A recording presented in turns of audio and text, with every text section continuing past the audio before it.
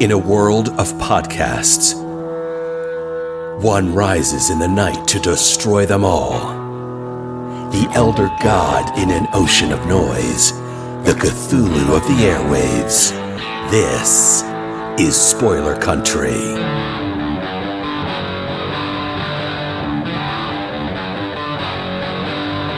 Welcome back to Spoiler Country. Of course, I'm your host, Kurt Sasso from Geeks Talking, helping out with another interview. Who we have on today's show is, he's an actor, he's a producer.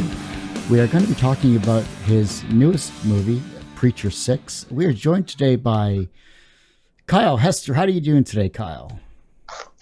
I'm doing fantastic, man. Thank you. First of all, thank you so much for having me on. It's super cool.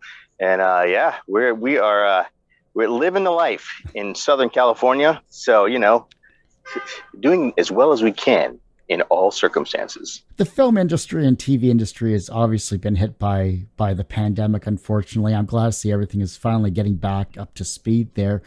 For those that don't know you as an actor or producer, tell us a little bit about yourself. My name is Kyle Hester, and I went to Cal Arts, and I went to Performing Arts High School. So I've been pretty much acting forever. Came out to Los Angeles and did all of movies and television and all of music videos, the whole thing. Did a lot of theater back in the day, but I come from a theater background. So I kind of found myself producing by accident. I was cast in a film called The Chair with Roddy Piper and many other celebrities, and it's an awesome horror film. If you like horror, I would definitely go check it out. I played Bowen, one of the sadistic prison guards.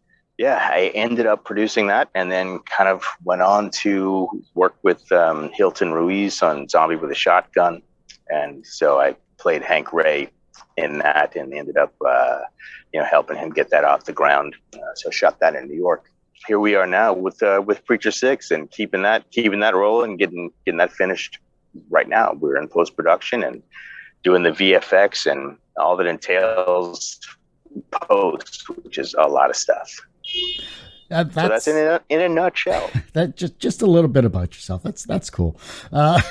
You've had a wide career overall, I can tell. Now, I saw the trailer for Preacher 6, and I loved it. I thought the actors and actresses you have on there looked amazing. The visual effects kind of really blew me away, and it had a very Tarantino-esque style with the gunfights and all that stuff too. So I can't wait to see the finished product. Thank you very much. Yeah, it's going to be exciting. It's a ride. It's a tale of a small town preacher. If you haven't seen the trailer, it's a small town preacher goes to the big city and ends up fighting demons in a literal sense. So there's lots of action, and the story of how he gets there is can't really go into that. But it's a lot of fun, and my wife Tracy Ray wrote it, and it is. She was going for the Tarantino kind of vibe with it. So yeah, so we're very excited about the project. Talk about how this got started, and as a producer, what have you had to go through to get this film off the ground? Well, let's see how it started. Basically, it started from other projects falling apart, and basically, so we said, you know what, we're gonna kind of curtail putting all the energy into other people's projects, and since we know how to do this, let's just do one of our own. So it came from the ashes of another project, and then so we decided to kind of take the bull by the horns and make this from the ground up. And so she wrote it. We started talking about what we had to work with and what we could do. So kind of made the script fall within those parameters. Here we are, still doing it. Indie film is, like I always say, indie film, it's a marathon, not a sprint.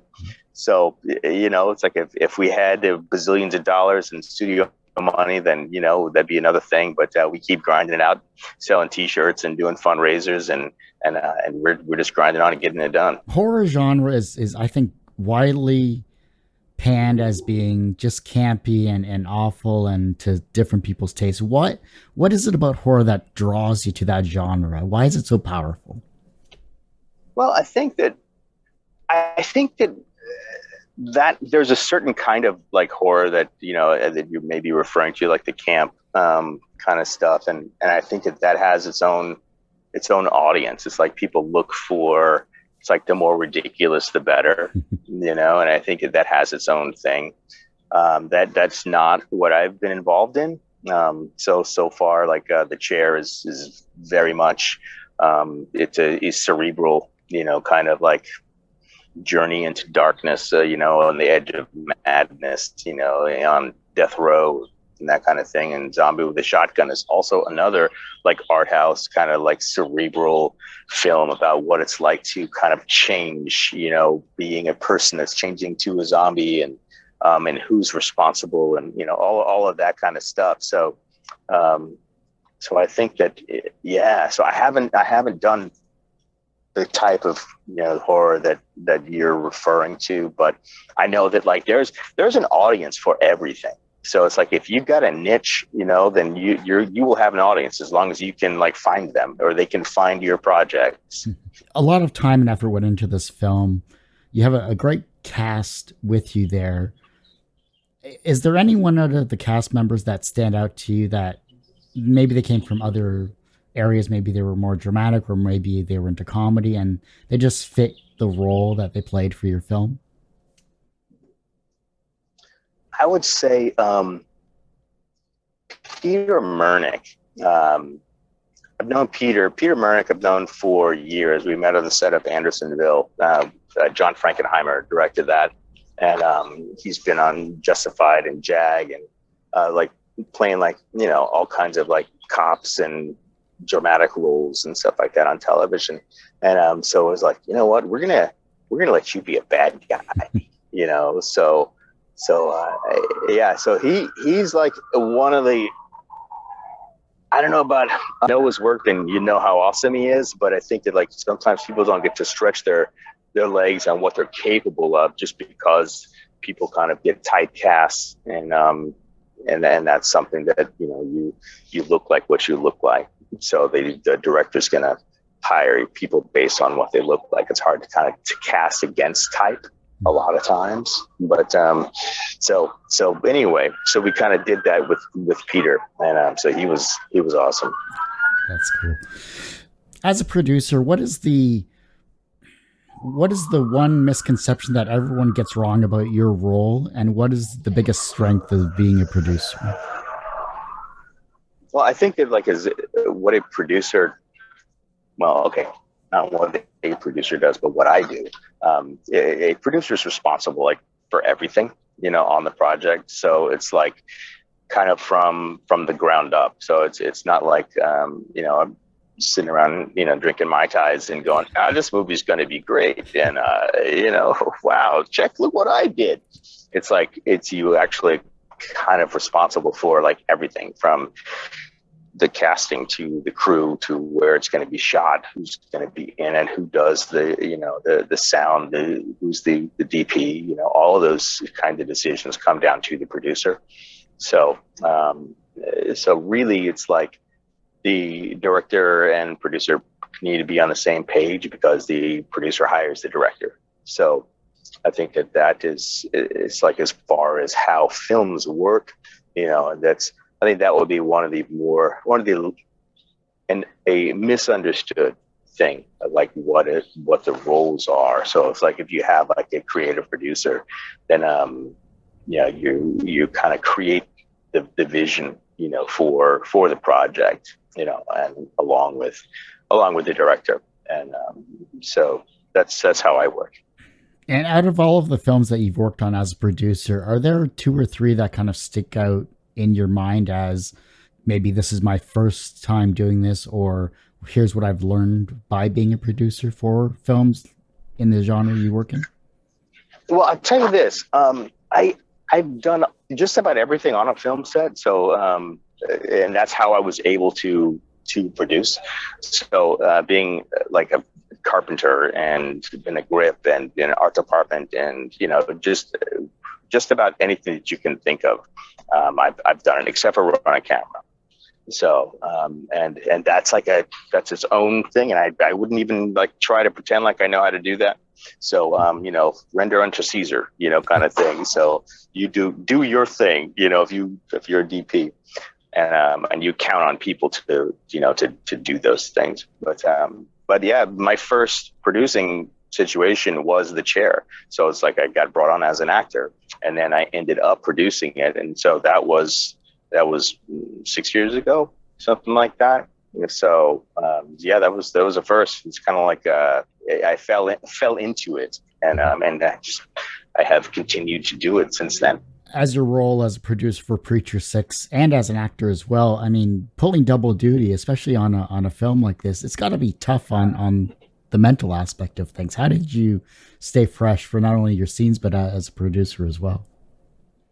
It was really difficult because you're spinning plates, and you have like the acting, the role, the part is like going to be on camera, and then you have all the questions of people asking like, well, what about this? Where should I do this? Where are we going to set up? All that kind of stuff that you are in charge of because you're the go-to person. It was certainly challenging. I don't know how we did it, but I know there was a lot of coffee involved and just having a good team. When you set up like the team, all your production, all the heads of the departments, it's like you got to have a good team. Thankfully, I did have a lot of people that I trusted, to do that. It got a little stressful here and there, but we made it through it. It's a thankless job sometimes, but when you get people that are valued and trusted and know what they're doing, that seems to be the best, best feeling to have when making a film. Definitely. Well, I'm glad that you feel that pain because it is a feel. With Preacher 6 finally in post, what are you looking forward to the most once this film gets released to the public? Everyone gets to see how much all the work that they put into it. It's like I'm looking forward to people being able to see what they helped to create, for and also all the people that have been from the very beginning, with help fundraising and on set and like, volunteering time and energy and stuff and all the stuff that it takes to pull off a film. It's like being able to share that, with everyone, and also the people that have been a follower of the project. It's like being able to go here. Okay, here it is done. All this energy and effort gets to kind of go out there. So I'm totally excited for that. Do you have a film circuit that you're going to try to get into? Is it more of a California style, or are you going to try North America first? I think it all depends upon the timing of when it's ready, and then like versus what the film festivals are around that time. Just because it's been so long, in post production anyway, that like I wouldn't do like a year of film festivals or something to that effect. And so we'll have it actually come out pretty quickly after when it's ready to go. But if we can get it into a couple of festivals before the release, then we will certainly do that. Is it going to be straight to Blu-ray or digital, or how are you going to distribute it? What we're going to do is the DVD release first. So we're going to go old school on that. And so we'll have that available, always for the DVD Blu-ray situation.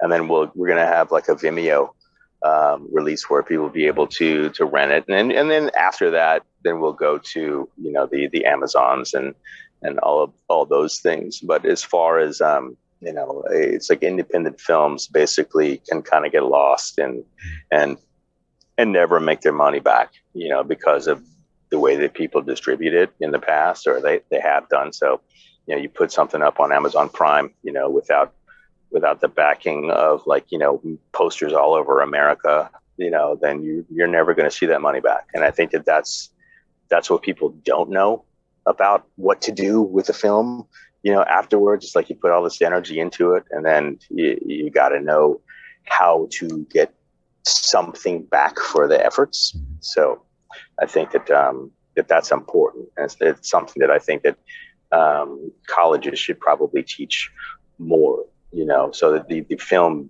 business, not just how to make a movie, but how to survive in this industry, because you can easily, you can easily make a film and then that's it.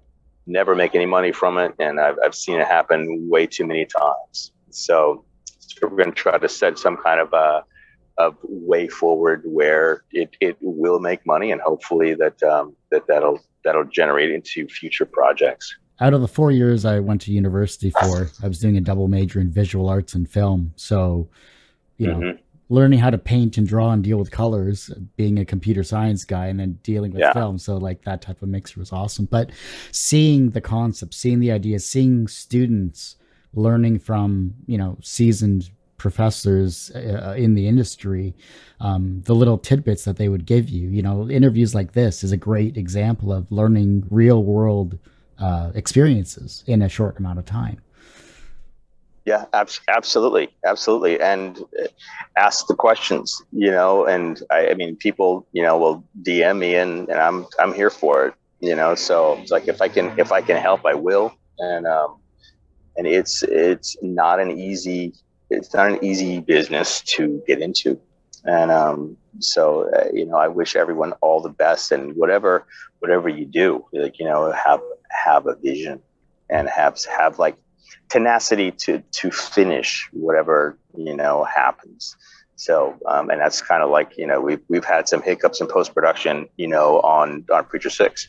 And so, you know, but we're going to get it all done. And so it's like, you got to have the stick-to-itiveness and follow-through-itiveness to get these things finished. Where can we find Preacher 6 and any other social media about yourself or anything else you'd like to share regarding how we can support and see this amazing film? Thank you for asking. Preacher 6 has its own Twitter account. So you just go to @Preacher6. You can also find it on my page. It's at Kyle D. Hester on Twitter. And if you want to see the trailers, they're on YouTube, and just go to YouTube and write in Preacher 6. You know, we have like 3 or 4 trailers since the beginning of the project. And that's also my my Twitter page, or excuse me, my YouTube channel. So give it a follow. And then, you know, you can see the other things that are going to be coming up too. Kyle, is there anything else that I haven't asked that you'd like to share with those that are watching this show? I would just say that to all the creatives out there, or really anyone trying to do something in this crazy time, is blaze a trail, because now is like everyone's kind of looking for an answer and and so if you can you know, pick up the baton and keep going, and make it, just get out there and create your art, and then it will survive, you know, because it's like when you see people quitting, it's like that's the time where you don't quit and you keep going, and then you're the one. So be the one. Well, Kyle, you know, I really appreciate you coming on the show. I know you're really super busy with the post-production there, so I can't thank you enough for taking the time to do this. Anytime. It's a pleasure to come on. I thank you so much for having me, and I wish you all the best with your show. Send me a link once Preacher 6 is available. I want to be one of the first people up here in Canada to pick it up. I will certainly do that. You got it. Awesome. Thanks for everyone for listening and watching to Spoiler Country. Of course, you can find this show on its website and many other amazing interviews and articles on Spoiler Country as well. So thanks for listening and watching. Tune in next week for another great interview on Spoiler Country. Spoiler Country! And we're back. That's right. We are back. Back in the saddle again. Well, I hope you guys really, really enjoyed that as much as we did making it for you. And if you liked what you heard and you want to hear more, you got to go check out Spoilerverse.com, because at Spoilerverse.com we have a plethora amazing directors and artists of all walks of life, and editors and writers, and oh my God, are you a lover of comic books like we are? Then there's so many amazing people from the comic book world over at Spoilerverse.com, and I highly implore you to go there and check it out. Yeah, and while you're there, you can check out all the other podcasts on our network, like Bridges and Geekdoms and Funny Book Forensics and Haphazard Adventures and Nerds from the Crypt and so many more. Misery we put out Point Radio. episodes all the time. Go check all of them out, and check out all of the reviews and previews and articles we have going up every single day for you, every day on Spoilerverse.com for you to check out and to read and to love and to like and to comment. We have a store link. You want to help support the site? You can do it two ways. One, go to our Patreon, which is patreon.com/spoilercountry, or go to our store link in the middle of the site there and get a t-shirt, a face mask, a hoodie, something, look fly as hell, and help support the site when you do that, because we get $1 or $2. And, maybe you want to talk to us. If you do, you can do it obviously on all the socials, but if you go to scpod.us/discord, you can join our public Discord server and come and chat with us all day long. I couldn't say it better myself, dude. There you go. You just mouthed out a ton of information at once, and really, I hope you guys enjoy what you're hearing, because we're working our butts off to bring it to you. We are. I guess there's only one left thing. Yeah, I'm going to go with it. There's only one left thing left to do. What's that? In an oceans of podcasts, we are Cthulhu. As Cthulhu compels you to open the mind and read more. Spaghetti. What's going on, everyone? Are you still looking for that perfect one-stop shop for all things pop culture? That one place where you can hear hot takes about superheroes, Star Wars, video games, and more? Well, fear not. Bridging to Geekdoms is the place for you. A podcast that focuses on the current rumors, scoops, and controversies within the pop culture world. Hosted exclusively on the Spoilerverse Network, you can find us on any one of your favorite podcatching apps, YouTube, and at spoilerverse.com. So don't miss out on the excitement. Find us and subscribe now.